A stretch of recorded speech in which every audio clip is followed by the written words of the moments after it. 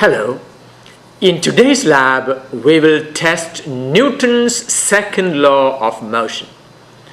Tell me, what does Newton's second law of motion tell you?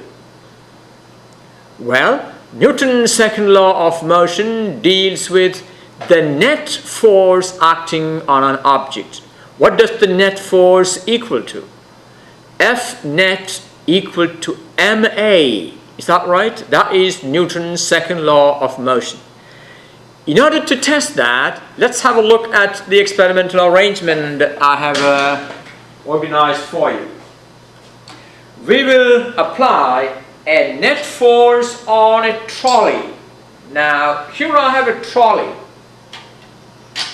Now, this trolley is going to be running on a track, and the trolley will pass through two photo gates. Now, this is one photo gate, and this is the second photo gate. This is the second photo gate. Now, you can see the trolley carries a wood splint, and the width of the wood splint is what I have written on the board, delta x equal to 0.5 centimeter. The width of that wood splint is delta x equal to 0.5 centimeter. That is 0.005 meter. Now, watch this carefully. When the trolley or the cart, I think in the experimental manual I have written the cart. When the cart moves through the photo gate, the ultraviolet beam will be interrupted by this wood splint. Now watch this. As the cart passes through, the wood splint interrupts the ultraviolet, and the time, the duration of that interruption is read on this clock. So that will be if you look at the clock, how is it read? I'm going to ask you to read the clock in the experiment. Now this is how it looks like, 0, 0 point. So there's a decimal point there. Alright? So that's a decimal point. This is decimal, that is 0.02. That is the time taken for the splint to cross the photo gate. And that is the distance. How much is the distance traveled by the trolley during the time? The distance traveled by the trolley during the time is the width of the splint. That means a distance equal to 0.5 centimeter is traveled in a time. You remember the time we obtained? 0.02 seconds. Therefore, the velocity of the trolley at the instant when it crosses this photo gate is delta x divided by delta t. And that is, delta x is 0.005 meter, and delta t we measured as 0.02 seconds. And we will be able to calculate the instantaneous velocity when the trolley crosses the first gate and then it crosses the second gate. When the trolley crosses the first gate, the time during which the wood splint will block the light will be measured by this clock. And therefore, the instantaneous velocity here, which we can call v1, will be delta x divided by t1, and the instantaneous velocity when the trolley crosses this photo gate will be delta x divided by t2. So the first photo gate measures the time t1, the second photo gate measures the time t2. Alright, let me run this once for you and see how it works. You can see when the trolley crosses the gate, the time is measured, the time taken for, I'm going to reset that. Now, I'm going to take this across here. Again, you can see the trolley is going to cross, and and there again the time, I reset it. Okay, now I am ready to let it go. Not yet. Okay, I am ready to let it go, and you should be able to measure the time t1 and the time t2 and calculate the velocity v1 here, instantaneous velocity here, and the instantaneous velocity there. Alright, here go the cart. There it is. Now, what are the times? Can you read those times? I'm going to read it for you. Now, when I repeat it, I will zoom in the camera for you to read it. Now, T1 is 0.0091. T1 is 0.0091 second. And T2 is 0.003. T2 is 0.003 seconds. Alright, now let's calculate V1. V1 equal to delta x divided by T1.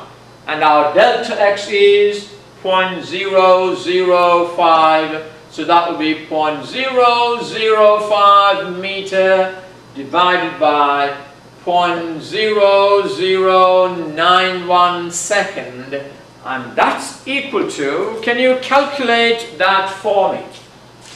Well, that will be equal to, I have a calculator here, that will be 0.005 divided by 0.0091, and that is 0.54. That will be 0.5495 meter per second. And V2, now V1 is the instantaneous velocity here, and V2 is delta x divided by T2. So V2 equal to 0.005 meter. I hope you can read this. It'll look pretty small on the screen. Divided by T2 is 0.003 second. So that will be 0.005 divided by 0.003. That will be 1.667 meter per second. Now, if you recall, let me take out the values of T1 and T2 now. Now, can you give me a mathematical equation that connects V1, V2, the distance traveled? If you remember, the distance between the photo gate is the distance traveled by the trolley when the velocity changes from V1 to V2, and that displacement is 60 centimeter. I have adjusted it to be 0.6 meter, and you know V2 squared equal to V1 squared plus 2AX. Is that right? You recognize that equation? And therefore, what is A, the acceleration, equal to? A equal to V2 squared minus V1 squared divided by 2x. And what is that equal to? V2 squared minus V1 squared divided by 2 times 0.6. What is that equal to? Let me calculate that, and you do the calculation on your own. V2 squared minus V1 squared, 0.5495 squared, divide that by 1.2. I got the acceleration as 2.06 meter per second squared. Check that answer. Now, In the beginning, I measured the mass of the trolley or the mass of the cart. It is 254 gram, and that is 0.254. So, what is the net force on the trolley? F net equal to MA. Is that right? And that is, M is 0.254, multiplied that by acceleration is 2.06 meter per second squared. What does that give you? Multiply that with 0.254, it gives me 0.52 Newton is the net force. So the net force that created that acceleration is 0.52 Newton. And if you watch here, the net force was actually created by, if you watch in here, the net force was actually created by this mass. I suspended this mass, and it is that which pulled the trolley. You see that? I had a string connected to the trolley, and which then was connected to this mass. This is a 50 gram. What is the weight of 50 gram? 0.05 times 9.8, and that is 0.49. Is that right? 0.49. Now we can see we calculated it as 0.52, which comes very close. Alright, so let's now look at the experiment. I hope all of you have, again I remind you every day, now come with the lab when you are doing the lab. Alright, now this is the arrangement that I have just been showing you. Alright, let's look at activity 1. That's what we have been doing. Now, what does activity 1 ask us to do? Now, let me take my cart and replace where it is over here. Okay. Are you ready for taking the readings? It says, in this activity, you will investigate the relationship between the net force on a cart and its acceleration. Suspend a 50 gram mass from a string attached to a cart and passing over a pulley. I'm sure you can see the pulley here, where at the very edge, I have allowed that string to pass through the pulley. Alright? Okay. And what is the next thing to do?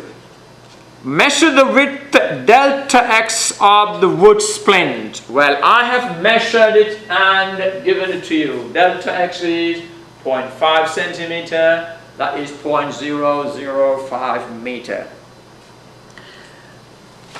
And then fix the position of two photo gates so that the distance between them is x. I have fixed the positions of the two photo gates, and the distance between them, what did I say the distance between them is? X equal to 60 centimeter, that is 0.6 meter. So all this we have actually done. Now,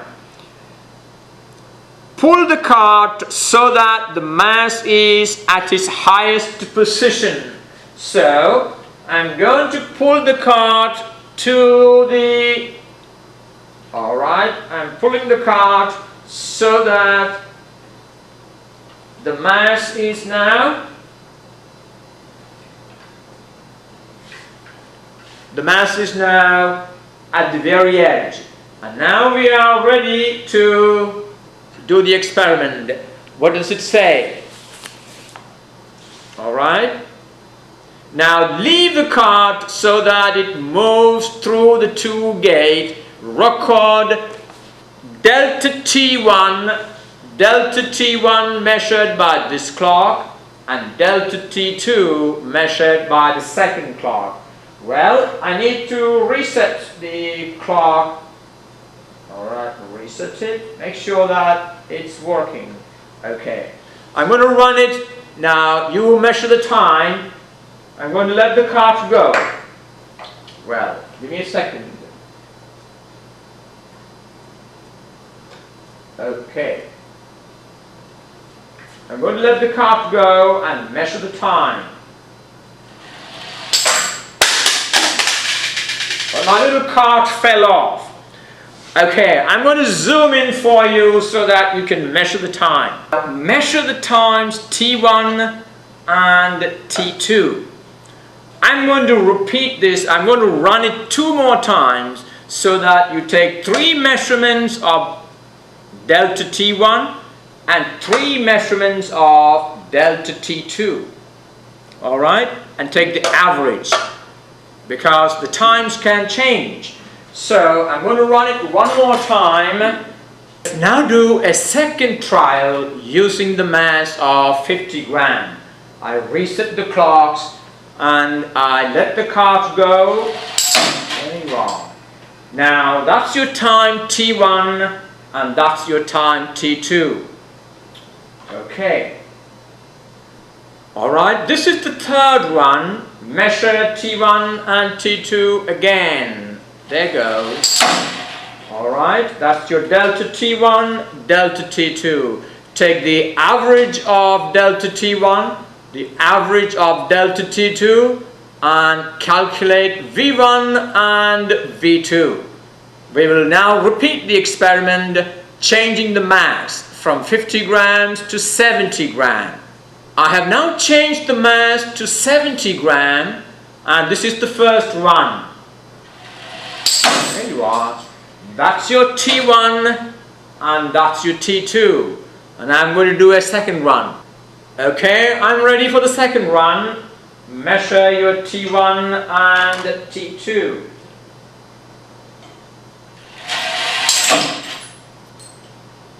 Alright, you got T1 and T2.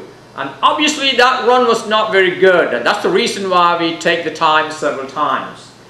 Okay, let me now do it a third time. Okay, I'm now ready for the third one. There it goes. T1 and T2. Now calculate your V1, your V2, and then calculate the acceleration. Okay, I'm now going to change the mass from 90 gram, well, 70 grams to 90 gram. So our mass will be 0.09 kilogram. So the mass pulling the trolley is now 90 gram, and this is the first run. There you go. So you got T1 and T2. Let's do a second run. Alright, I'm ready for the second run, and here it goes. Your T1 and T2. Let's do a third run. Alright, ready for the third run? There it goes. There you are. So measure your T1 and T2, and now find the average V1, average V2, and calculate the acceleration this time.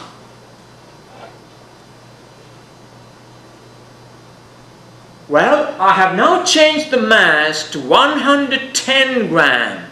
So if you follow that table, you know what trial we are on now. The mass is 110 gram, and this is the first trial. Alright, let's go. If you have taken the measurements T1 and T2, let's do a second trial. Reset. Reset. Alright, second trial using 110 gram, and there we go. Alright, that's your T1, that's your T2. Let's now do a third. Alright, we are now ready for the third trial, and there it goes. Your T1 and T2, calculate your V1 and V2 and the acceleration for that pulling force. I have now changed the mass to 130 gram, and here is the first one. There you go. Now the second run for a mass of 130 gram. We'll reset and reset, and let's go.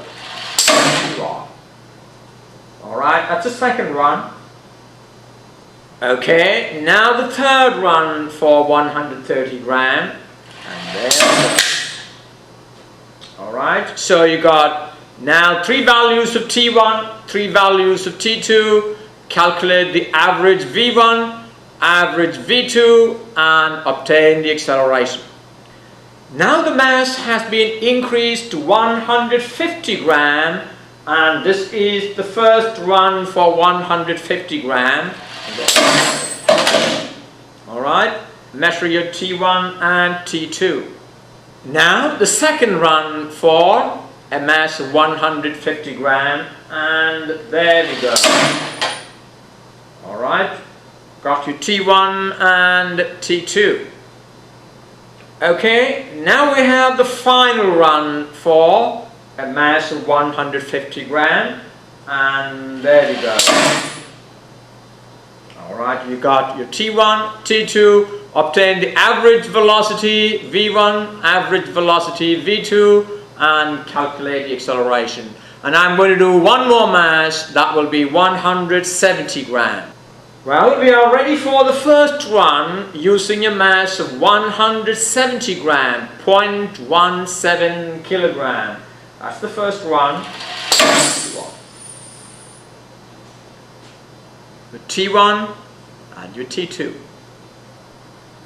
And now the second run for 170 gram, and there we go. Okay, that's your T1 and that's your T2. And now the final run for 170 gram. Alright, there we go. Okay, we have now done all the trials for this particular activity. So you have now collected the data on this table. Look now at activity 2. What does it tell you? Activity 2, tabulate the values of the unbalanced force for each value of M. Well, for each value of M, the unbalanced force is M times G. Is that right? Multiply each value with G 9.8. That will give you the unbalanced force. That will go in this column. And the acceleration, the calculated acceleration will be here, which you actually obtained. It's the same as what you had this column. So now you have values of unbalanced force and the acceleration produced by that unbalanced force. Okay? Now, what is the relation between unbalanced force and acceleration? I have asked you to write that equation in the form y equal to mx. So write the equation that connects the unbalanced force and the acceleration in the form y equal to mx. I'm not going to tell you that. You need to write that equation. And then once you have the equation in the form y equal to mx, you need to figure out which variable is y and which variable is x. And draw an appropriate graph. Appropriate graph means choose your appropriate vertical and horizontal variable and draw a graph on Excel and measure its slope. Well, and look at some other questions. What quantity does the slope of the graph represent? Well, you need to understand, once you have the equation in the proper form, you know what quantity the slope of that graph represents. And then question 5, write down the regression equation of your graph. Well, y equal to mx plus b is the regression equation. That means you know your y stands for one variable, your x stands for another variable, and m is the slope. So use the value of your slope to write the regression equation of your graph. And write down a statement that relates the unbalanced force and the acceleration. That is the same question I asked you in the beginning. What is the relation that connects unbalanced force and the acceleration? All right. And now, I'm going to take you to activity 4. Now, in activity 1, we investigated how the acceleration changes with unbalanced force. In this activity, we are going to investigate how the acceleration changes when the mass of the trolley changes. So, we are going to keep the unbalanced force a constant. Alright? I'm going to use a mass of 100 gram. Alright? If I need to change it, I will change it. But I'm going to use, no, I think I'm going to change it. I'm going to use a mass of 150 gram. And then, let me show you what I'm going to do. Now, in the case of the first activity, it was only the trolley that was moving. Now, in this activity, we are going to allow the mass of the trolley to change. So, first I will use the trolley alone. And what is the mass of the trolley? The mass of the trolley is 254 grams. And when I want to change the mass, I will add a 500 gram. So each time I change the mass, what I'm holding here is 500 gram. So this is 500 gram. I'm going to put it on the trolley. So in my second trial, I will have a mass of the trolley plus 500 gram. And then I will have trolley plus 200 gram. And each time the unbalanced force, in other words, the mass pulling the trolley is going to remain a constant. Alright, let's do that activity 4 starting with the trolley alone. Now let me tell you one thing. I have not drawn a table for you here. I want you, well, you can write down the data here and then put all that data in a neatly organized table. Well, I'm going to move away from giving you all the data and all the tables. I want you now to make the tables on your own. Construct a table on your own now. Okay? Now, the first trial we are going to do is the trolley alone.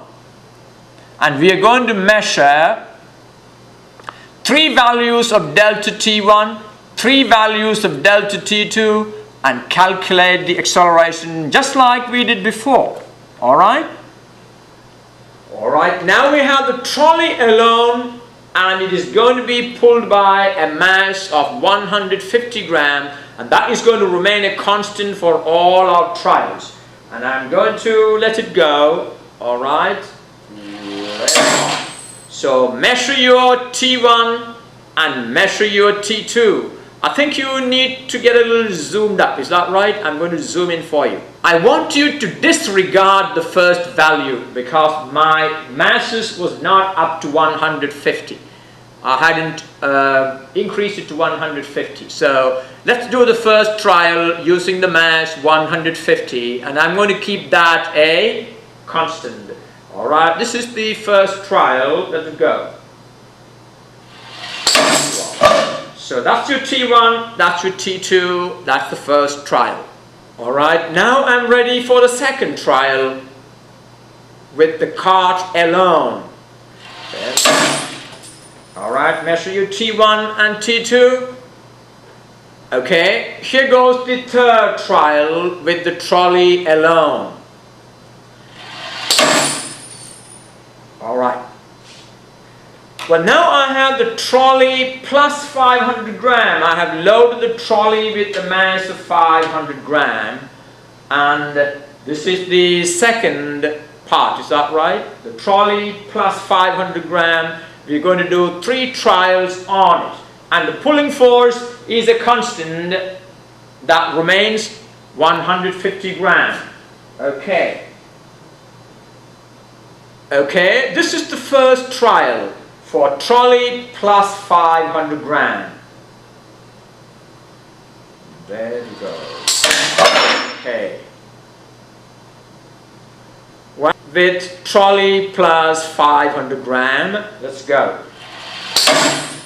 There you are, your T1, T2, take your measurement. Alright, we will now do a third trial for trolley plus 500.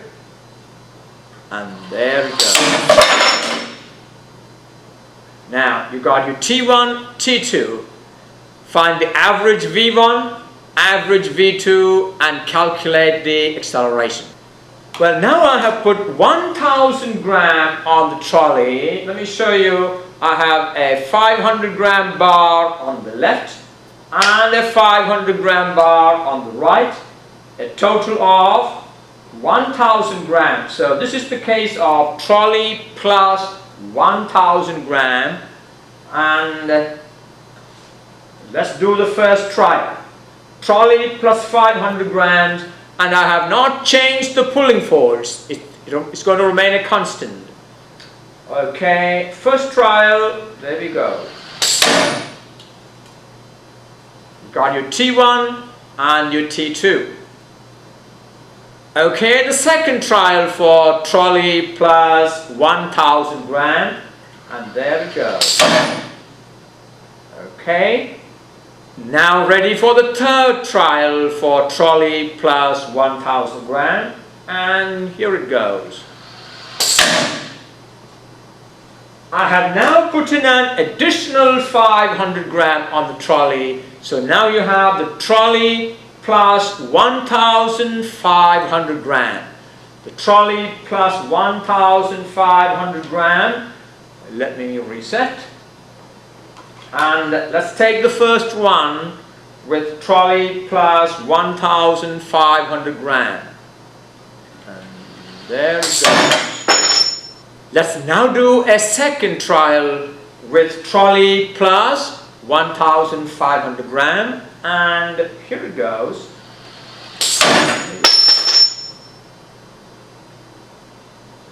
And now we have the third one for trolley plus 1500.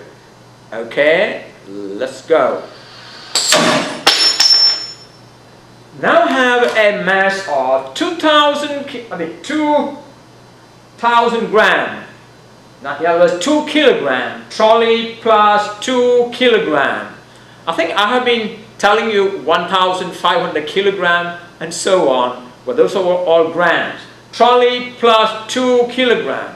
So what we have been doing is trolley alone, trolley plus 0.5 kilogram, trolley plus 1 kilogram, trolley plus 1.5 kilogram, trolley plus 2 kilogram. That's what we have now. That's the last trial we're going to do. Trolley plus 2 kilogram. And let me reset. Let's do the first one. By the way, remember the x value remains the same, which is 0.6 meter. Alright, let's do the first one. There we go. Okay, we will now do the second run for trolley plus 2 kilogram.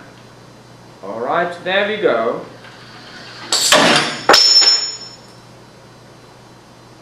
And now the final run for trolley plus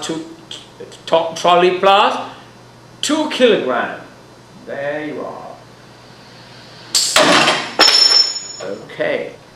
Well, now you complete the table in the next page. The M values, knowing that the mass of the cart is 254 gram, 0.254 kilogram. And so the values of the mass values will be first the trolley alone, is that right? The trolley alone, and then the mass of the trolley plus 500 gram, Well, and complete this table and write the corresponding acceleration. Now, once the table is completed, what is the equation that connects the net force F net equal to ma?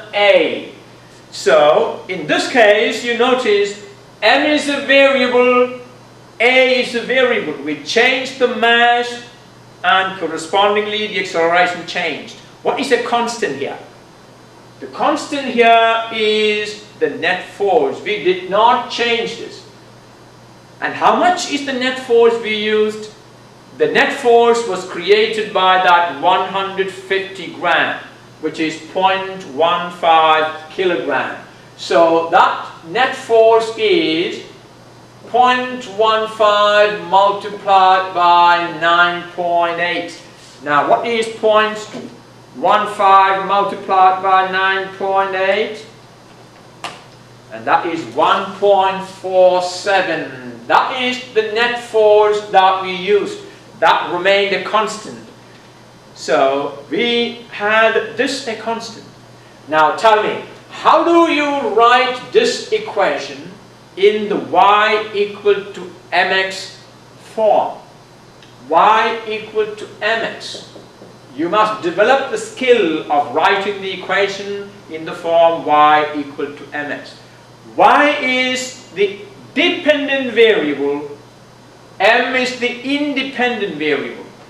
Now you notice that in our experiment, the independent variable, we change the mass. That is the independent variable, and the dependent variable is the acceleration. The acceleration depends on the mass, and therefore, remember in the equation y equal to mx, x is the independent variable, y is the dependent variable. So in order to write the equation, in order to write our experimental equation in the form y equal to mx, solve for the dependent variable. Solve for a. A equal to, now have you write a equal to f over m. So I'm going to write this as a equal to f net multiplied by 1 over m. So your dependent variable is a and your independent variable is 1 over m. That means in this table that you have just completed, you have m values and a values. I want you to add a third column. What will that third column be? It will be 1 over m. So add a third column, which is 1 over m, and therefore your graph will be a on the vertical axis and 1 over m on the horizontal axis. So plot a graph of a on the vertical axis and 1 over m on the horizontal axis. And what should be the slope of that graph? It should be the net force. Well, I want to see how well you have done the experiment. In fact, you know what the net force is. Okay.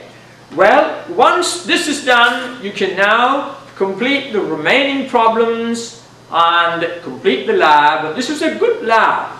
Alright, spend some time and make sure that you do the graphs well. How many graphs are there? There are 2 graphs. And do all the problems and make all the tables and make it a neat report. Alright? Submit the report before the deadline and I will see you for the next lab later on. Any questions you have about the lab, let me know immediately and I'll get back to you. Okay?